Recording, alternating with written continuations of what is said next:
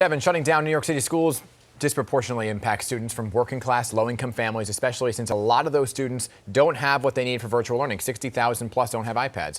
Brooklyn City Councilman Mark Treyger has been sounding the alarm about education equity during the pandemic. He joins me again this morning to weigh in on this decision to go fully remote. We're spending a lot of time on this morning because it is such an important conversation to have. So, Councilman Treyger, thanks for being here.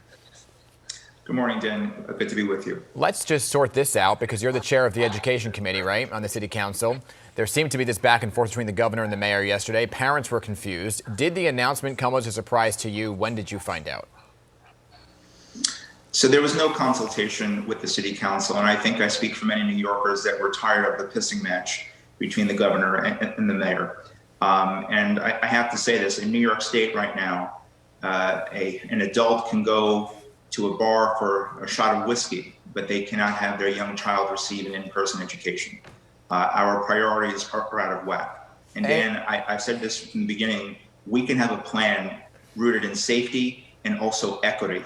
And these proposals, these plans fail the equity test for our children. So you just brought up a very good point about the getting a drink. Some people can go to the gym. Some people might say, well, we don't want to hurt the small businesses, right? But at the same time, that could be adding to what the infection rate is, why it's increasing. The 3% threshold, do you think that needs to be raised? Do you think schools, since they have a 0.23% positivity rate, should even go by that 3% threshold? Should we raise it?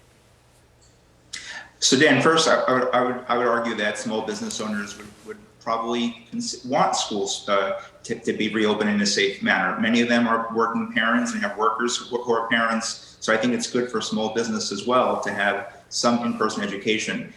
And Dan, I think that this is a structure of the mayor's own making. All of these mistakes were self-made.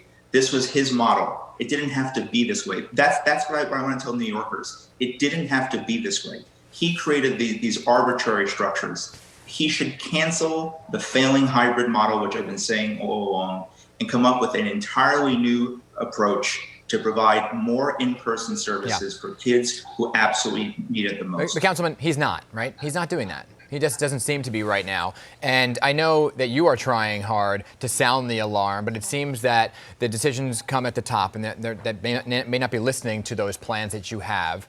What do you say to the parents who are like, okay, I hear the arguing going on behind closed doors. I don't have an iPad. My kid's falling behind. What do I do? Call your local council members, call your state officials, call your members of Congress. Because we will get on the phone, and I've been on the phone with City Hall on a daily basis. And I will tell you this, Dan, I am told, according to my sources, that they are now considering a different reopening proposal. Nothing has been finalized yet, but in recent days and recent conversations that I've been having, I am told that a different plan is now under consideration. But I want to just, you mentioned this before, Dan. This morning, over 60,000 kids that we know of are waking up without a device, without reliable internet. So these plans are not equitable at this moment. I don't know if you can share, what are some of the details of that new plan that may be being looked at? What does it mean? Because parents might say, okay, so I don't want to go through a yo-yo, right? If it goes below 3%, we're going to reopen. What does a new plan look like? So Dan, we've been here before. Back in March, at the height of the pandemic, when the city shifted schools to remote, we opened up rec sites, regional enrichment centers in the 5 boroughs to provide childcare for children of essential workers. What we do is we build on that because they went relatively smoothly. There were really no major hiccups with the rec centers. Just expand the pool of eligibility.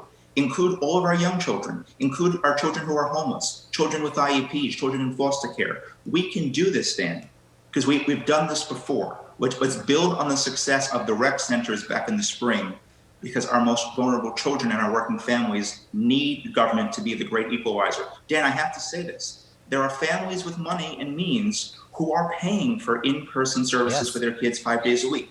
Many families can't afford to have that type of service. And that's what we see, that the low-income families don't have the iPads. Their students fall behind. Those with money always move to the front of the line. We'll see how this all plays out. Please come back. Keep us posted, Mark Treyger. Appreciate you always coming on to talk about this. Appreciate you, Dan. Thank you so much.